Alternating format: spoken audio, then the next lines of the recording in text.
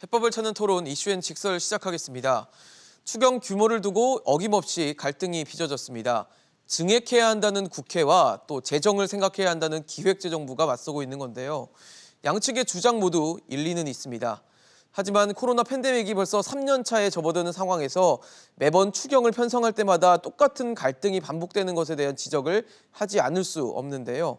갈등이 이어지는 동안에도 소상공인과 자영업자들의 손실은 눈덩이처럼 불어나고 있기 때문일 겁니다. 신속한 집행을 위한 빠른 합의가 필요하겠죠. 어떤 부분이 필요한지 오늘 이 시간 지켜보시죠.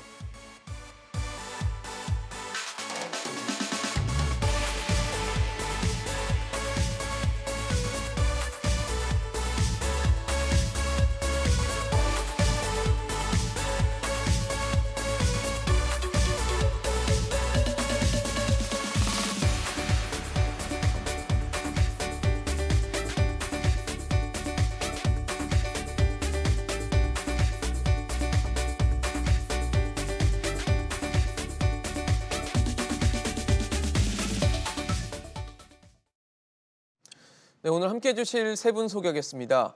이화여대 경제학과 김세환 교수, 서울시립대 세무학과 김우철 교수, 한국보건사회연구원 최현수 정책연구실장 나오셨습니다. 어서 오십시오. 네, 또다시 추경이 화두가 되고 있습니다. 문재인 대통령도 신속한 처리를 당부하고 또 국회 협조까지도 당부했는데 글쎄요, 정부는 지금 국회에서 나온 추경안, 추경 확장에 대해서는 반대를 하고 있는 입장이어서 이 문재인 대통령의 발언, 의미 어떻게 좀 해석할 만한 여지가 있는지 좀 교수님 어떻게 보시는지 궁금합니다. 예, 대통령이 분명 국정의 최고 책임자이지만 표면적으로는 이제 기획재정부가 반대하는 모습을 보이고 있습니다. 예. 그 이전에 그 코로나가 시작되면서 지금 7번의 추경이 있었는데요. 네. 그때 항상 일어나는 일이 그 재정경제부는 반대를 하고 네. 정치권이 결국 압박을 통해서 재정경제부를 설득시키는 그런 모양새를 기획재정부를. 예, 네. 기획재정부가 이를 설득시키는 모습을 보였는데요. 그럼 이번에도 그렇게 될 것인지는 참 의문인데 이번에 이전과 추경과 다른 점이 두 가지가 있는데 네. 첫째는 이제 이번 정부의 임기가 5월로 끝난다는 것이죠. 그렇죠. 네. 그게 그런 상황이 있고 두 번째는 이게 1월에 추경이 이전에 거의 없던 일인데 한국 전쟁 때나 이후에 처음이라고. 네. 있던 일이었다는 그런 부담감이 상당히 있기 때문에 이번에는 어떤 구도로 흘러갈지는 상당히 변동성이 있다고 보여집니다. 그러면 문재인 대통령의 발언은 뭐 정부의 힘을 실어주는 것일까요? 어떻게 봐야 됩니까? 아무래도 정치권의 힘을 더 실어주는 발언이라고 지금으로서는 보여지는 것 같습니다. 국회에서 이제 협조를 좀 해달라는 내용을 같이 발언으로 한 거거든요. 근데 아무래도 국회와 지금 정부가 날을 세우면서 좀 갈등을 빚고 있기 때문에 문재인 대통령의 발언이 과연 어떤 영향을 줄지에도 관심이 쏠리는 것 같습니다. 네, 일단 추경은 사실은 작년 연말부터 대통령 후보나 여당을 중심으로 좀 일찍 해야 되는 거 아니냐 이런 얘기가 있었는데 맞아요. 사실은 호응을 받지는 못했어요. 그런데 불운하게도 이제 세수 추경 오차 문제가 크게 불거지고 네. 이러면서 아마 청와대 내부의 기류가 바뀐 게 아닌가. 세수 초과 세수를 좀 써야겠다. 네. 특히 자영업자 피해가 계속 확대되는 상황이 있었기 때문에 결국 그래서 기재부가 어떻게 보면은 조금 뒤늦었지만 자발적으로 만든 추경입니다. 액수는 14조 원이었지만. 근데 이제 국회 와서 이게 지금 적다. 선거를 앞두고 네, 더 경쟁이 키워야 좀 된다. 붙은 상황인 겁니다. 자, 근데 여기에 대해서 뭐 부총리는 재원 문제와 24조 원도 상당한 지금 어떻게 보면은 너무 이른 추경이고 그죠? 1월 달 추경이니까. 작지 않은 금액이고 네. 기재부로서는 세수 추경 5천에서 쓸 수 있는 돈은 5조 원 5조 원 그 내외밖에 안 되거든요. 실제로는 그것도 나중에 이제 쓸 수밖에 4월에 없죠. 결산 끝나고 할 그래서 수 전에 있죠. 거의 부채인데요. 기금 네. 일부 동원했지만 세게 이번에는 이제 붙은 겁니다. 왜냐하면 기재부도 나름 최선을 다한 건데 본인들의 어떤 세수 추경 오차 문제에 대해서는 조금 책임을 진다는 면이 안 서긴 의미에서 하죠. 네. 근데 이제 국회에서 나온 액수가 뭐 차차 말씀 나누시겠지만 너무 큽니다. 그래서 강경한 이제 반대 의사를 표시한 가운데 너무 늦어지면 네. 청와대에서 볼 때는 선거 전에 했으면 좋겠고 말 나왔을 때 해서 조금 어떻든 국민에 대한 네. 최선을 다한다는 지원. 이미지를 좀 네. 강화하고 싶은데 국회에서 이렇게 논란이 길어지면 이제 효과도 떨어지고 정치적인 상징성도 많이 약화되거든요. 그래서 증액을 할 수는 있다. 다만 합리적인 것이어야 된다는 거죠. 그래서 현 재정에 과부하가 걸리지 않는 선이어라는 것이고요. 지금 말하는 액수하고는 국회에서 요구하는 액수하고는 다른 거라고 봅니다. 그래서 네. 조금은 증액할 수 있다. 네. 이렇게 이제 정리할 수 있죠. 아무래도 빨리 이제 추경을 네. 진행하고 싶은 게 청와대의 속내인 것 같습니다. 네, 나름대로 정부도 추경안을 내놓은 규모가 14조 원이라는 규모인데 지금 국회 상임위원회를 거치면서 이게 40조 원이 증액이 되는 걸로 지금 가고 있습니다. 그래서 총 규모가 한 54조 원까지도 얘기가 나오고 있는 상황이기 때문에 정부는 계속해서 좀 어렵다. 14조 원도 겨우겨우 만들었는데 거기다 40조 원을 더 오라 그러면 말이 되냐라는 입장인 것 같거든요. 네, 일단은 상임위에서 증액한 규모를 보고 좀 상당히 놀랄 수밖에 없는 그렇죠. 상황이었고요. 본체가 14조 원인데 네. 추가된 게 40조입니다. 근데 뭐 늘어난 내용을 보면 사실 지원 방식이라든지 대상이라든지 이런 것들을 좀 정교하게 설계해서 그렇죠. 40조만큼 늘린 거라고 보기엔 좀 어렵고요. 다만 이제 앞서서 대통령께서 언급하신 부분에서 그게 어떤 의미일까라는 걸 보면은 이제 신속과 합리라는 두 개의 키워드를 말씀하고 계시거든요. 네. 그러니까 결국에는 신속하게 지급해야 되는 부분을 고려하면 사실 지금의 상황으로 보면 그다지 합리적인 대안을 빨리 만들어내기는 굉장히 어려울 것 같다라는 생각이고요. 그래서 문제는 결국 이제 합리적인 대안을 어떻게 만들 것이냐. 네. 그러니까 지금 나와 있는 40조 증액 또는 여야에서 이야기하고 있는 35조나 50조 원 규모의 내용을 얼마나 지금 신속한 지원을 필요로 하는 소상공인들이 형평성 논란이라든지 이런 것들 없이 정말 적재적소에 집행할 수 있을지에 대한 내용을 채우는 부분 네. 이런 것들에 따라서 사실은 이 40조든 또는 뭐 35조, 50조 규모가 됐든 네. 어쨌든 일정 부분의 증액이 필요한 상황은 맞고 그런데 그거의 어떤 타당성이라든지 이런 것들을 어떻게 확보하느냐에 따라서 이제 국회에서 논의되는 증액 요구가 실질적으로 이제 대통령과 정부에서 수용 가능성이 어느 정도가 될지가 결정될 거라고 생각합니다. 네, 그렇죠. 내용이 중요하다라는 건 아마 실제로 소상공인 자영업자들에게 얼마나 효과적인 지원이 될 것인가로 귀결되는 문제라고 생각이 되는데 결국은 그만큼의 액수가 그 이상의 효과를 좀 낼 수 있는 어떤 근거나 방법들이 좀 필요하다라는 생각은 들거든요. 그렇습니다. 지금 주변에 이제 소상공인이나 자영업자분들이 코로나로 얼마나 피해를 보시는지 많이 보실 텐데요. 네. 이분들이 경제적인 고통을 받는 것을 보면은 당연히 지금 경기 부양을 통해서 현금 지원을 하고 그래서 이제 이분들을 도와드리는 게 맞다고 생각이 들지만 네. 또 이제 정부나 이런 쪽에서는 재정 건전성을 고려하지 않을 수가 없는 상황입니다. 그런데 이제 우리가 얘기를 나누는 도중에도 항상 고민이 되는 게 이게 재정 공정성이 먼저나 아니면 경기 부양이 먼저냐 항상 지난 2년간 굉장히 다투고 있는데 맞아요. 미국의 예를 들면은 지금 2조 달러 작년에 재정 경기 부양책을 네. 쓰고 있는데 미국의 GDP가 한 22조 정도니까 네. 거의 한 10%를 GDP의 10%를 경기 부양책으로 한 번에 실행을 하고 네. 있는 것입니다. 근데 우리나라 GDP가 약 2천조 원이니까 네. 그럼 약 200조 원을 써야 되느냐? 미국의 예가 이제 예를 그대로 따를 필요는 없지만 미국이 이렇게 GDP의 10%에 달하는 과감한 재정 경기 부양을 하는 논리가 네. 이 제넷 옐렌 교수가 원래 교수 시절에 쓴 논문들이 많거든요. 거기에 따르면은 경기 하락 시 젊은 층과 자영업자들이 경제 활동에서 벗어나면은 이 노동 시장이 미국이 그래도 융통성이 있지만 융통성이 없는 사정 때문에 경기가 좋아져도 경제 활동의 회복이 어렵다고 보는 것입니다.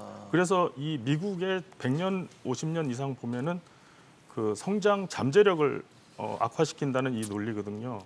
그것을 국민들이 이해를 해주고 정치권에서 동의를 해줬기 때문에 이 2조 달러에 달하는 GDP의 10%에 달하는 과감한 경기 부양을 하는 것인데요.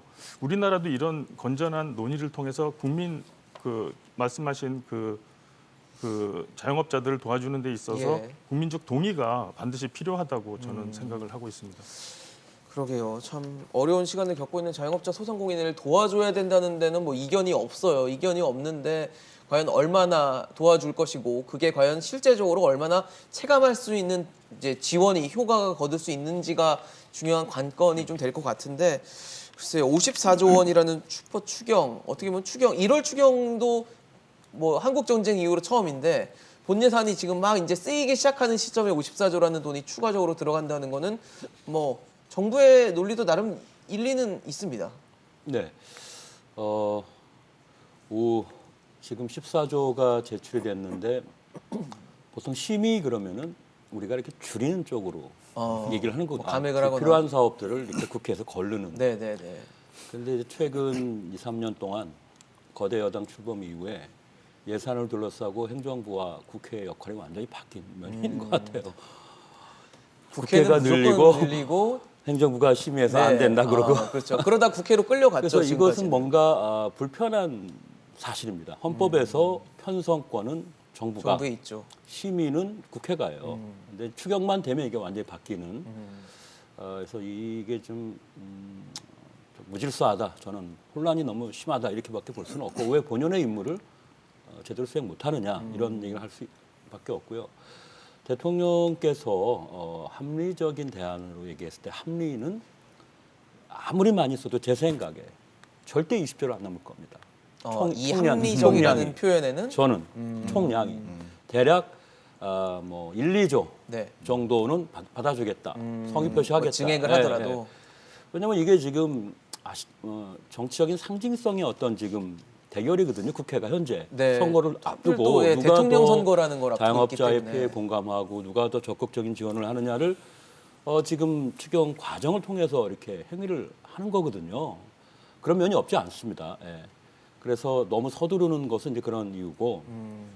그래서 저는 대략 15조 원 내나 이게 1차 지지선이고. 네. 그러니까 14조 원에서 한 1, 2조 정도만 1차 지지 이거 갖고 당연히 합의 안 될 겁니다. 그러면 아마 최종적으로 20조 정도까지 이제 아마 타협을 하려고 하겠죠. 이렇게 이제 예상하는데 54조 원의 수포 추경을 지금 단순한 원포인트 1월 추경에서 하겠다는 건 저는 절대 반대입니다. 왜냐하면 지금 320만 명에 대해서 300만 원 지급하는 게 주로 이제 방역 지원이고요. 예, 맞습니다. 손실보상 금액 조금 키우는 건데 지금 방역 지원식으로 모든 자영업자에게 일괄 지급하는 방식이 맞느냐 이미 네. 법 제도화돼 있지만 손실보상을 통해서 피해에 피해가 비례해서 하는 게 큰 데는 맞느냐. 더 주고 뭐 이런 네, 식의. 그리고 거기에 이제 사각지대가 있는 겁니다. 네. 이 문제에 대해서 아무 논의 없이 지금 단순히 그냥 일괄 지급 1,000만 원 이런 식의 단순 결정을 할 만큼 작은 액수가 아니에요. 그리고 맞아요. 이번으로 과연 끝날 거냐 원포인트 추경으로 자영업자 지원이. 그렇죠. 한 번 도와주면 해결이 다음 될 정부가 것인가. 들어서면 그 정부는 또 무언가를 해야 합니다. 회복 단계에서. 또 그러면은 추경이에요. 도대체 금액이 중층적으로 쌓이는데 다 보면은 불만이 있을 수 있는 어떤 그렇죠. 지급 방식을 또 문제를 노출하고 있기 때문에 이번에 1월에 단순 원포인트 추경에서 슈퍼 추경은 어울리지가 않습니다. 자영업자에 대한 지원은 지금보다 확대돼야 합니다. 네. 왜? 여태까지 국민지원금 방식의 전국민 재난지원금이 더 많이 지급이 됐고 자영업자에 대한 지원은 최근에 와서 이제 조금 관심을 가져서 그나마, 우리가 사실은 네. 바뀐 겁니다. 원래 우리 김 교수님 얘기하듯이 피해 계층에 대해서 유동성이 가장 부족한 부분에 대해서 먼저 해야 추경의 효과도 크고 뭐 이런 것들인데요. 그런 것과 반대로 오면서 자영업자를 제대로 어떻게 보면은 방치한 상황에서 이제서야 이제 관심을 갖고 지원하는데 작년 예산에서 이런 부분이 하나도 제대로 잘 다뤄지지 않았기 때문에 예. 결국은 이제 추경 문제가 나왔지만 결국은 선거가 끝나고 차분한 가운데서 방역 방법과 대상 지급 범위를 정하고 그때 금액을 키우더라도 그리고 또 재원 대책도 필요하거든요. 지금 54조 원 전에 뭘로 할 겁니까? 그래서 네. 1월 추경의 54조 원은 무리다. 불합리하다. 불합리하다. 네. 지금 말씀을 주신 대로 지금 산업통상자원위원회에서 한 25조 정도, 그다음에 보건복지위원회에서 한 15조 정도를 증액하는 것으로 해서 한 40조 원이 이제 네. 증액이 되는데 방역지원금 1인당 300만 원을 1,000만 원으로 늘리겠다라고 했는데 이거야말로 원포인트일 수 있는 거거든요. 근데 지금 코로나 상황은 더 사실 악화되고 있는 상황이어서 이게 과연 언제 끝날지 그리고 자영업자들의 피해는 또 언제까지 갈지를 봤을 땐 원포인트가 맞느냐 예. 논란이 있을 수 있어요. 그래서 그 40조 증액안의 내용을 놓고 보면 네. 사실은 이제 산자위 쪽은 주로 소상공인 지원 부분이고요. 복지위 쪽은 아무래도 이제 그 의료기관에 방역과, 대한 지원이나 네. 아니면 방역 체계 대응을 위한 부분인데요. 이 산자위 쪽에서 증액된 부분을 보면 좀 너무 단순하고 편리한 선택. 그러니까 기존에 작년 연말에 시작됐던 그 1차 방역 지원금 그때 이제 그 금액 수준이라든지 이런 것들 뭐 100만 원 지원했던 부분이 네. 너무 낮다 보니까 이제 그 부분을 이제 사실은 좀 더 올려서 이번에 추경을 하는 걸로 했는데 그거를 또 더 늘려가지고 그냥 그 일시적으로 지원한다라는 거거든요.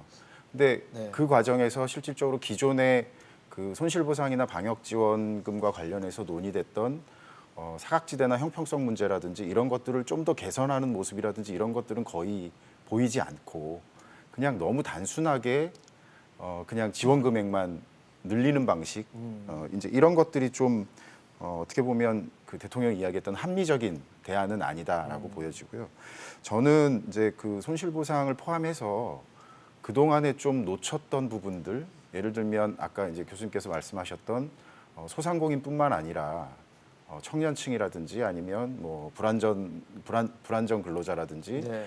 그동안에 이제 그 계속해서 피해를 입기도 했고 소득도 감소했고 또 지금도 그다지 상황이 나아지지 않은 분들 이제 이런 분들에 대한 것들을 좀 고려하고 네네. 그다음에 소상공인 지원에 대해서 그동안에 논란이 됐던 그 사각지대 문제라든지 아니면 피해 정도나 아니면 뭐 임차 여부에 따른 어떤 지원에서의 차등이라든지 이제 이런 것들이 고려돼서 어느 정도 증액안이 마련이 됐다면 사실은 좀 더 합리적으로 받아들일 수 있는 수준이었을 텐데 지금 사실 그런 내용이라고 보기엔 조금 어렵고요. 또 이제 대선이 있기 때문에 예.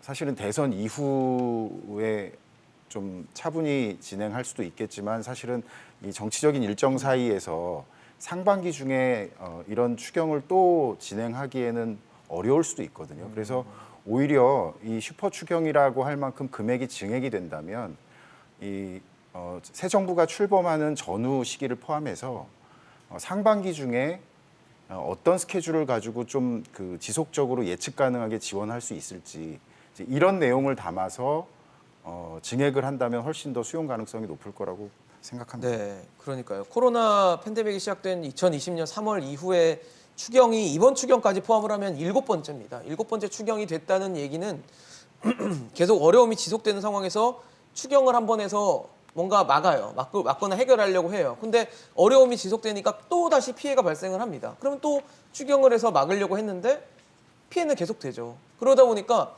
원포인트를 해서는 뭐 추경을 계속 하겠다는 얘기인 건지 뭐 이해를 할 수가 없는 부분들이 있거든요. 뭔가 지속적이고 좀 자영업자들의 어려움을 좀 경감을 좀 계속적으로 해줄 수 있는 방안들이 추가적으로 들어가야 되는 건 아닌지라는 생각이 드는데 교수님은 어떤 생각을 갖고 계십니까? 네, 맞습니다. 이 정부들이 지금 코로나 상황에서 각국의 정부들이 추경을 통해서 이 어려움을 겪고 있는 분들을 도움을 주는 거는 일반적인 현상이긴 합니다. 하지만 네. 이게 코로나가 계속되다 보니 너무 추경에 의존하고 있고 우리나라도 뭐 예외가 아니게 말씀하신 대로 계속 추경에 의존해서 이런 땜질식 처방을 계속하고 있는데요. 이제 장기적으로 이 모든 문제의 해결점은 경기가 회복되고 코로나가 끝나서 이제 고용이 늘어나고 네, 소득이 네. 늘어나는 게 정답이긴 하지만 언제까지 이런 추경을 계속 늘리면서 그리고 정부의 부담을 주고 다음 세대의 부담으로 넘길 것인가 하는 것은 정부가 어떤 선을 정하고 지금부터 그 선언적으로 선을 정하고 거기에 대해서 맞춰서 그 추경을 집행하는 그런 준비성을 보여야 된다고 생각을 합니다. 하지만 정부가 지금 그 기획하고 있는 정부 재정 건전성에 대한 그 법제는 2025년부터 정부 부채가 GDP의 60%에 달하는 거 이하로 유지하는 그것은 2025년부터 실행이 되기 때문에 네. 지금 정부와 다음 정부까지는 사실은 거의 정치적인 뜻만 모아지면은 거의 제한 없이 계속해서 추경을 집행할 수 있는 상황이기 때문에 이에 대한 경각심을 가지고 정부와 정치권에서 예. 생각을 다시 해봐야 되는 것이 아닌가 싶습니다. 그러게요. 지금 정부가 주는 것들이 앞서 말씀하신 방역지원금, 그러니까 일괄적으로 주는 것과 그다음 손실보상해서 피해 규모에 따라서 이제 차등 지급하는 것인데, 글쎄요, 이걸 구분하는 게 큰 의미가 있나라는 생각도 좀 들고요. 이게 정말 자영업자 소상공인들이 느끼기에는 도움이 된다. 내가 그래도 좀 숨통을 트겠다라고 생각할 만한 정책인지에 대해서는 좀 다시 한번 체크를 해볼 필요가 있을 것 같거든요. 둘은 이제 공통점도 있지만 차이점은 돈이 이제 우리 재정이 넉넉할 때는 일괄적으로 지급하는 게 좋긴 합니다. 재정이 충분하다면. 네, 충분하다면 모든 사람에게 동일하게 뭐 넉넉히 줄 수 있죠. 그러나 지금 그렇지 않거든요. 선택과 그래서, 집중을 해야 되죠. 네, 그러면은 누가 제일 많이 힘들었느냐, 누가 지금 제일 어떤 생존에 타격을 지금 받았느냐. 그래서 이제 손실보상이 이제 아무래도 재원이 한정돼 있을 때는 네. 손실할 수 있는 방법인데 이게 이제 좀 디테일이 필요하죠. 그렇죠. 그리고 많은 사람들이 또 동의를 하려면은 이제 손실을 그런데 따져야 되겠죠, 예, 일단은. 근데 법이 또 그런 과정을 통해서 통과가 된 겁니다, 이거는. 그러나 방역지원금은 어느 날 갑자기 결정이 된 겁니다. 원래는 뭐 좀 방역을 대량적인 데 거죠. 쓰게 네, 하겠다는 네, 걸로 네. 시작을 했거든요. 한번 종을 치겠다. 주겠다. 네. 힘들지만 종을 땡땡땡 치겠다. 이런 식인데 좀 즉흥적이죠. 그래서 금액도 1,000만 원이 예, 좀 그래서 의구심이 드는 게 저는 차라리 법을 만들고 네. 어떻든 합의를 한 그 과정을 입법화라는 과정을 겪은 그것이 네. 더 많은 지혜가 녹아 있다. 그러나 뭐 시도 때도 없이 세소차 얼마야? 한 번. 뭐 300만 원 일괄 지급. 그다음에 또 오미크론이 한 달 더 가. 그러면 또 봐서 한 달 더. 이런 식으로 재정을 운영한다는 게 있을 수가 없는 겁니다. 기분으로 쓰는 건 아니잖아요. 그래서 저는 그런 것 때문에 이제 받는 자영업자도 네. 별로 이렇게 정부에 대한 어떤 고마움이나 만족을 신뢰도 안 못하는 생기고요. 그런 거고 네. 그래서 저는 그렇게 조금 예측 가능하고 네. 합리적인 근거를 갖고 하는 것이라면 손실보상이 좀 더 확대되는 게 맞다 이렇게 보고 있고요. 근본적으로는 아까 말씀드린 것처럼 이게 본 예산에서 네. 20년은 뭐 그렇고요. 21년 본 예산, 22년 본 예산에서 어느 정도 소화가 됐어야 되는 문제예요. 그러니까요. 네. 근데 그게 안 돼서 정작 지금 편성을 다 심의하신 의원들께서 네. 거의 뭐 심의 종결과 동시에 막 추경들을 얘기했거든요.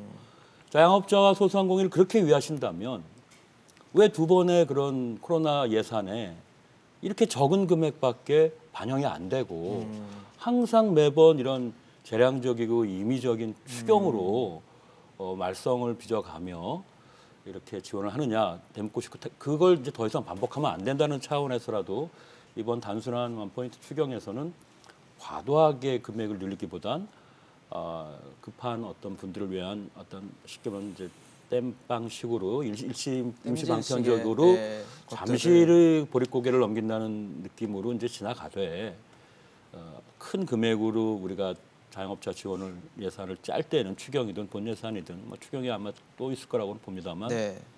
그때 이제 종합적인 게 나왔으면 좋겠다. 사각지대 문제도 그렇고요. 그다음에 폐업한 분들은 또 어떻게 하실 거예요? 그러니까요. 폐업지원금도 폐업한 분들이 먹고 살아야 되려면 그러면은 다시 창업은 어려우니까 전업을 할 수 있도록 지원해야 될 거 아니에요. 맞습니다. 그 돈도 사실 마련해야 하는 겁니다. 그다음에 뭐 아직 크게 말이 나오고 있지는 않지만 지금 원리금 상환 때문에 부채 문제가 있어요. 자영업자가 금리도 높아졌고요. 그러니까요. 그 부채 탕감률이 당연히 나올 겁니다. 뭐 그러면 또 이렇게 일괄적으로 현금 지급으로 해결할 수 있겠는가? 그래서 그런 많은 다양한 방안들에 대해서 좀 진지하게 논의하려면 차분한 선거 끝나고 차분한 과정, 국회 협의 과정에서 제대로 논의해야 된다 이렇게 보고 있습니다. 그러니까 좀 이게 300만 원이 1,000만 원이 된 게 과연 근거가 어떻게 될 네, 것인가에 네, 대한 네. 어떤 설득력 이런 것들도 좀 부족하고 예. 저희 좀 몇 달 전으로 시간을 돌려보면 소상공인 그 손실보상액도 최저 하한액이 10만 원이었다가 네네. 뭐 반발과 논란들이 막 일어나니까 그제서야 50만 원을 50만 원. 올려줬거든요. 네. 네. 50만 원도 사실 부족합니다. 네, 폐업하는데 네, 돈이 네. 굉장히 많이 네. 들어가기 때문에 그러니까 이런 어떤 그냥 하나 해놓고 뭔가 지적받고 논란이 되면 그때서야 또다시 네, 조정하고 네, 이러는 것들이 네. 과연 근거가 있는 것인지에 대한 네, 의문을 네. 갖게 하거든요. 그래서 어떻게 보면 이제 손실보상 제도는 사실은 그동안에 불만도 많고 여러 가지 형평성 논란도 있었지만 예. 우리가 손실보상 빨리 해야 된다고 이야기했을 때 미리 준비는 못했어도 좀 이렇게 그 여러 가지를 고려해서 또 여러 가지 데이터를 가지고 실질적으로 이제 그 피해가 컸던 분들을 지원하기 위해서 만들어진 제도인데요.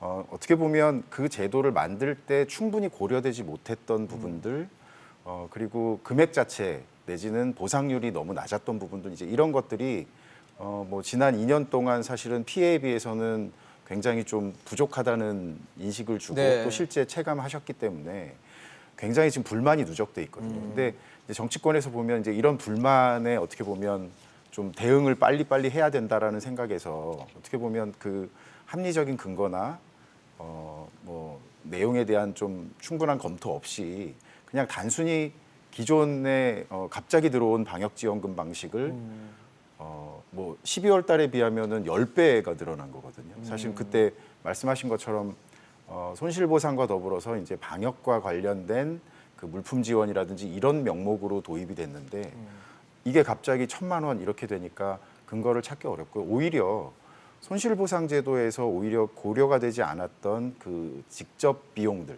그러니까 네. 임차료 비용이라든지 이런 것들에 대해서 손실보상금과 별도로 어떻게 지원할 것인지라든지 아니면 앞서 말씀드렸던 것처럼 이게 또 소상공인 중심으로만 이야기가 되다 보니까 뭐 특고나 프리랜서나 그동안에 굉장히 많은 피해를 받았다고 생각하는 그 다른 그 취업자들 분들에 대해서는 사실 손실보상의 바깥쪽에 있기 때문에 네. 전혀 지원을 못 받는 상태거든요. 그러니까 그런 내용들이 좀 충분히 고려가 됐어야 되는 네. 부분이고요. 또 한편으로는 지금 오미크론 뭐 오늘 5만 명 가까이 된다고 예. 나오는데 그 방역 체계가 새로운 방역 체계로 바뀌게 되면 앞으로 국민들이 그 부담해야 되는 비용들이 더 늘어날 가능성이 그렇죠. 있거든요. 뭐 키트 비용부터 해서. 예, 그래서 이제 그런 부분들에 있어서 오히려 선제적으로 좀 국민들한테 지원하는 데 필요한 재원이라든지 이런 것들을 충분히 고려해서 예. 그런 내용은 담고 또 그 방역지원금 관련해서는 한번 재고를 할 필요가 있다라고 생각을 합니다. 이렇게 뭐 구조나 그다음에 설득력 측면에서 좀 부족한 부분들이 있은 상황에서도 정부와 국회가 갈등을 빚는 요인 중 하나는 재원 마련 방식 때문일 겁니다. 정부는 계속 돈이 부족한데 뭘 하자고 하니까 그 부분에 대해서 난색을 표하고 있는 거고 국회는 일단 급하니까 돈 쓰자라고 하는데 일단 민주당은 국채 발행해서라도 일단 빚 내서라도 뭔가 하자라는 차원인 거고 국민의힘은 이제 본 예산 세출이 정해져 있으니까 그걸 구조조정해서 좀 필요 없는 것들, 중요도가 우선순위가 낮은 것들은 좀 정리를 하자 뭐 이런 식의 방식인데 어떻게 보세요? 어떤 게 좀 더 설득력이 있다라 보시는지랑 그다음에 실현 가능성은 있는 겁니까 이건? 그러니까 추경을 지금 14조 원에 달하는 추경을 그 집행하는 면에서는 예. 그 재원을 마련하고 국민들한테 나눠주는 그 효율성 면에서는 당연히 채권을 발행해서 민주당 안대로 그 집행하는 것이 훨씬 효율적이라고 보여집니다. 네. 그 당장 지금 14조 원어치 채권을 정부 채권을 시장에서 매각하면 당장 팔릴 상황이기 때문에 네네. 그래서 재원 마련에는 절대 문제가 없지만 그 야당에서 주장하는 그 세출 구조 세출 구조 조정이나. 조정은 지금 이미 돈에 다 예산에 꼬리표가 달려 있는데 어디 쓰기로 돼 있는데 그걸 조정하는데 상당히 시간이 걸리고 그렇죠. 택을 잘라내야겠죠. 예. 네. 그래서 갈등도 생기고 그러기 때문에 시간이 걸려서 네. 효율성 면에서는 더 우월하지 않은 방법이라고 보여집니다. 하지만 그것도 장기적으로 보면 시간만 더 있다면 가능한 방법이라고는 보여지고요. 하지만 아까 김우철 교수님이 지적하셨다시피 지금 정부는 일단 작년에 세수 초과액은 4월 이후에 우리가 정부가 쓸 수 있는 것이기 때문에 일단 채권을 발행해서 이 재원을 마련하겠다고 하는데 네. 그 14조 원 채권을 발행할 경우에는 시장 금리가 그렇게 변동이 없을 테지만 뭐 높아져봤자 0.1에서 0.2% 상승할 테지만 54조 원을 정부가 채권을 발행해서 그 재원을 마련한다면 시장 금리가 상당히 오를 가능성이 있습니다. 지금 그렇지 않아도 인플레와 중앙은행 금리 인상으로 시중 금리가 계속 오르고 있는데 맞아요. 정부가 이 54조 원 채권 물량을 발행한다면 최소한 한 0.3% 이상 시중 금리가 오를 요인이 생깁니다. 아, 그렇죠. 따라서 여러 가지 상황이 복잡한 상황이기 때문에 예. 아까 실장님이랑 교수님이 말씀하셨다시피 이 거대 추경은 상당히 안 좋은 효과가 많지 않나 이런 생각이 듭니다. 그렇죠. 아무래도 이제 국채를 발행하면 국채 금리들이 이제 올라갈 수 있는 여지가 지금 생기고 지금은 말씀 주신 것처럼 시장 금리가 올라가는 기조 속에 있기 때문에 기준금리 인상에 따라서 네.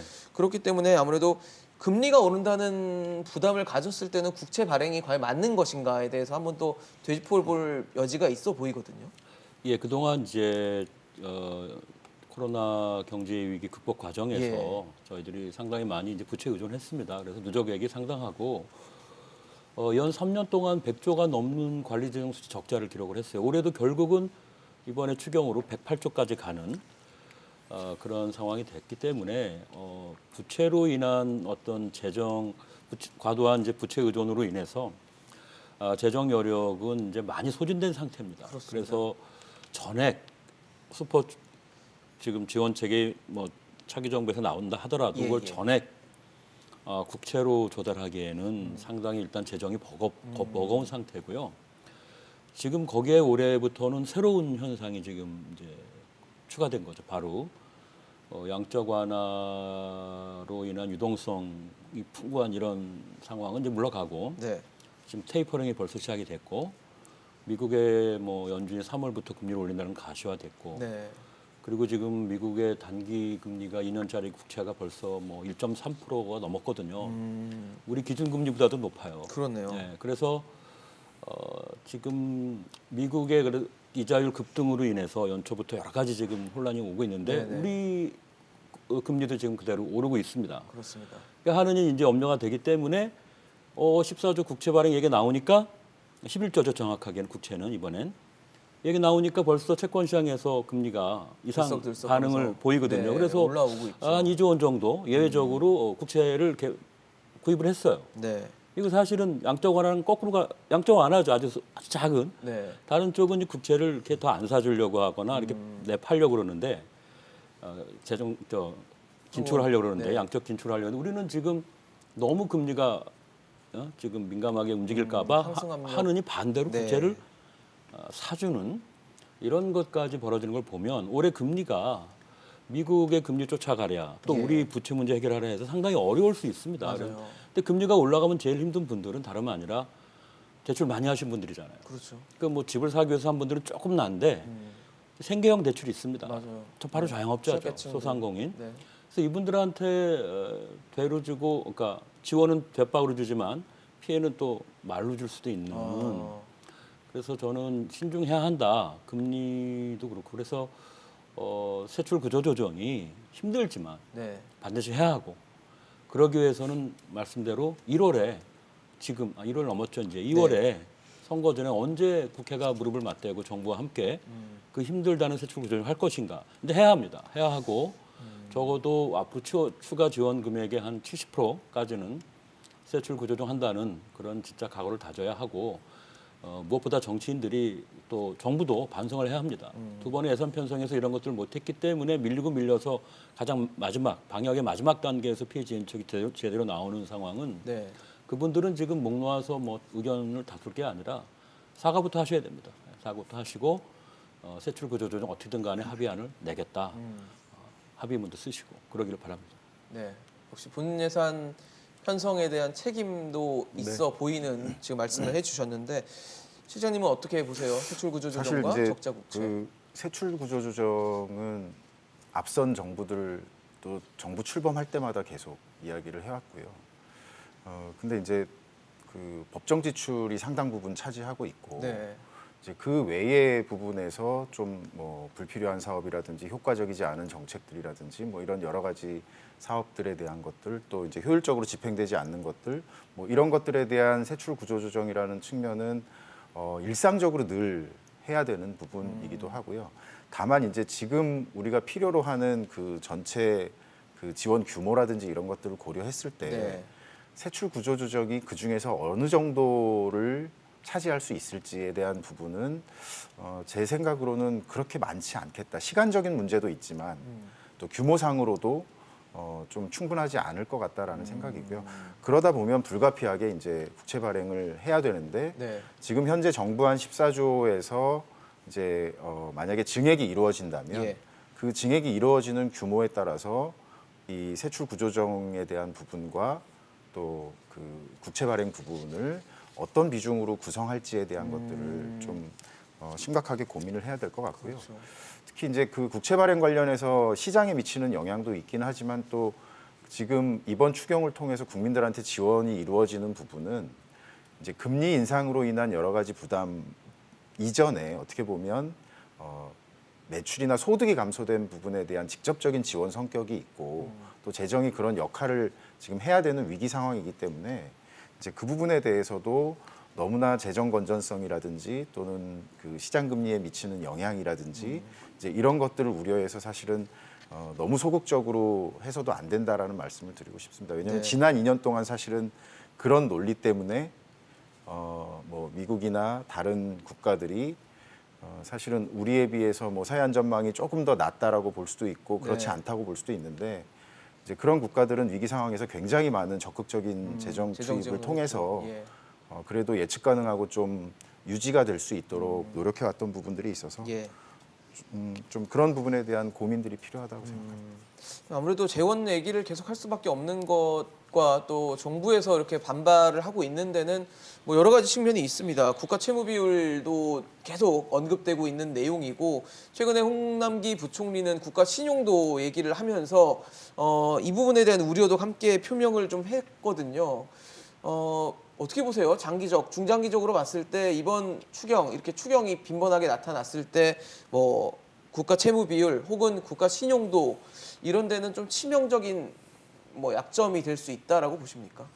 예, 분명히 그 채무 비율이 높아지는 것은 국가 신용도에서 약점이 될 수 있습니다. 지금 정부가 신경을 쓰는 국제 신용 평가 기관이 이제 무디스, S&P, 네. 피치 세 기관인데 이 정부에서 언급하던 그 국가 신용, 그러니까 국가 채무가 늘어나서 국가 신용도가 떨어진다고 말하는 그 기관은 피치라는 기관이고 영국계 기관입니다. 앞에 두 기관은 미국계 기관이고요. 네. 특히 유럽계 기관이 이 국가 채무에 대해서 상당히 민감한 반응을 하고 있습니다. 사실 그 피치도 지적하는 게 그러니까 국가 채무의 규모에 대해서는 지적을 크게 하고 있지 않지만 그 네. 속도가 너무 빠르다라고 지적을 하고 있고요. 무디스랑 S&P는 크게 지적을 하고 있지는 않은 상황입니다. 하지만 이제 피치가 우리나라 그 국가 채무가 너무 빨리 오르고 있어서 이대로 가다가 강등될 수도 있다는 그런 직설적인 표현도 하고 있습니다. 따라서 그 정부가 그런 정부 채무 부채의 증가로 인해서 국가 신용도에 문제가 있다는 것은 사실일 수가 있고요. 그리고 만약에 국가 신용도가 지금 수준에서 굉장히 높은 수준이고 일본보다도 더 좋은 수준인데 네네. 낮아진다면 이제 우리나라가 해외에서 달러화를 빌려올 때 예. 그 가상 금리가 좀 높아집니다. 그래서 이런 장기적인 효과가 일어날 수도 있기 때문에 정부가 말하는 그 정부 부채의 증가 속도와 그 국가 신용도의 문제도 한번 고려를 해야 되는 문제이긴 합니다. 근데 지금 그게 필요한 겁니까? 지금 어쩔 수도 없고 지금 이대로 가면은 지금 50%가 넘었는데 예. 국가 채무 비율이. 예, 국가 예. 채무 비율이 GDP 대비 50%가 넘었는데 이전 보고서에서 피치나 무디스나 S&P에서 지적하는 거는 거의 60% 수준 가면 위험하다 이렇게 얘기를 하는데요. 지금 현재 지적하는 거는 증가는 속도가 너무 빠르다는 것입니다. 하지만 이 속도가 가장 무서운 것이 우리가 인식하지 못한 상황에서 60%, 70% 이상 높아질 수 있는 그 위력을 갖고 있기 때문에 우리가 지금 50% 넘긴 수준에서 정신을 차리고 조심해야 되는 것은 사실입니다. 그러니까 지금 뭐 60이 되지 않았다고 해서 괜찮아 이렇게 생각할 수 있는 게 아니라 우리가 이제 앞으로의 흐름을 봤을 때는 뭐 또 금세 60을 넘을 수 있는 여지가 있기 때문에 지금이라도 좀 관리를 좀 해 나가야 된다라는 말씀을 해주신 건데 교수님은 어떻게 보세요? 부총리께서 말씀하신 뜻은 이렇게 1월에 스포츠경으로 가버리면 예. 당장 올해 우리 피치에 의해 가지고 신용 등급이 강등당한다. 그건 아니고요. 상당한 감점으로 쌓여갈 작용할 것이다. 수도 있다. 그리고 어느 네. 시점이라고 하면 빠르면 5년일 수도 있고요. 늦으면 이제 10년이 될 수도 있는데 이번에 뭐 추경했다 그래서 갑자기 이거 낮아지거나 한 이런 건 아니라는 건으로 거죠. 뭐 우리 신용도가 갑자기 막 강등당한다 이건 조금 해석을 과도하게 하신 거고 부총리께서 염려하신 건 재정 준칙하겠다고 했는데 한국 안 하고 있어요. 네네. 근데 반대로 뭘 하고 있습니까? 슈퍼 추경을 막 해요. 1월에. 이들을 뭐 하냐 그랬더니 다른 나라들은 다 1, 2년 전에 한 거예요. 그리고 지금은 다 안 하는 겁니다. 네네. 지금 미국은 빌드백 베러 법안 바이든의 네. 대규모 투자 복지 지금 부결됐잖아요. 사실상 당 내에서 자당 내에서 민주당 내에서. 근데 한국은 지금 뒤늦게 막 갑자기 하겠다고. 선거를 앞두고 이렇게 하고 있다. 한다는 준칙은 안 하고 있고 다분히 정치적인 동기가 큰 이런 식의 뒤늦은 어떤 현금 지원 이런 네. 것들에 매달리고 있다. 그런데 이게 한 번으로 안 끝나고 차기 정부가 또 비슷한 걸 또 한다. 이러면은 상당한 감점이 될 겁니다. 그러면은 5년이 안 걸릴 수도 있어요. 더 앞당겨질 수도 있다는 왜냐하면 거죠. 이런 식의 과거와는 전혀 다른 재정 운영은 이 사람들의 인식을 완전히 바꿉니다. 그래서 우리 경제가 조금 불안하든지 예. 이럴 때가 되면 얼마든지 이런 이유들로 문제 삼을 수 있고 참고로 피치나 이제 다른 신용평가 기관들이 우리나라에 방문해서 직접 돌아다니면서 네. 제일 먼저 묻는 게 준칙에 대해서 묻습니다. 아, 왜 안 되냐? 될 것 같으냐? 효과가 있겠냐? 두 번째, 공기업 부채 어느 정도냐? 국가 부채 뭐 잘 알려져 있는 거니까요. 그래서 부채 문제에 상당히 민감합니다. 그런데 부채 문제를 처리해가는 방식, 질적인 태도가 더 중요하지. 네. 뭐 지금 뭐 50점이다, 50.3이다 이런 것만 갖고 기계적으로 정하지는 않습니다. 그래서 저는 이런 과정이 오히려 다 알려지고 있고 네네. 한국의 부채 관리에 매우 지금 과거와는 달리 방만하게 가고 있구나라는 건 상당한 감점 요인이다. 감점이 쌓이면 이제 강등이 되는 거죠. 그렇겠죠. 지금 말씀드리고 있는 뭐 국가 신용 등급 이런 거 어떻게 보면은 대외적인 이제 평가를 통해서 우리한테 다시 또 피해가 돌아올 것을 우려하는 부분일 텐데 대내적으로는 이제 금리 인상 그리고 뭐 물가가 굉장히 높게 형성되고 있는 부분들 그래서 서민들 취약계층에게 피해가 돌아가는 부분에 대한 걱정은 지금 올 시즌 내내 할 수밖에 없는 상황이 됐거든요. 뭐 여러 가지 상황으로 보면 글로벌 금융의 변화라든지 네. 또 물가 같은 경우에는 뭐 내부적인 상황도 있지만 사실 외부의 원자재 가격이라든지 네. 여러 가지 영향 요인들이 있거든요. 근데 실질적으로 이제 이번에 이런 그 재정 지출을 좀 추경을 통해서 확대했을 때 이게 직접적으로 나쁜 영향을 주는 것만 있을 거냐. 앞서 말씀드린 것처럼 사실은 지금 당장 지원이 필요한 계층들이 오히려 영세한 소상공인들이라든지 아니면 저소득층일 수 있거든요. 근데 이제 이분들이 가지고 있는 그 시장에서의 어떤 부담이라든지 아니면 그 금리 상승으로 인한 압박 뭐 이런 것들을 좀 종합적으로 고려해야 될 필요가 있고요. 앞서 말씀해 주셨지만 단순히 그냥 국가 채무 비율, 재정 건전성과 관련된 뭐 과도한 뭐 신념 뭐 이것 때문에 어떻게 보면 국민들을 지원하는 부분에 대해서 너무 인색하지 않았으면 좋겠다. 왜냐하면 지난 2년 동안 사실은 우리가 다른 나라에 비해서 타이밍을 놓친 부분들이 네. 너무나 많이 지금 누적돼 있는 상황이기 때문에 이제 그런 것들 좀 같이 고려했으면 좋겠다는 거고 이제 홍남기 부총리가 사실은 작년에 성장률 4% 달성했을 때 네. 굉장히 좀 긍정적인 또 메시지를 고무적이었죠. 네, 네. 보내면서 홍보를 적극적으로 했었거든요. 근데 국가 채무 비율이라는 건 사실은 분모의 GDP와 분자의 국가 채무 규모로 구성되어 있기 때문에 맞습니다.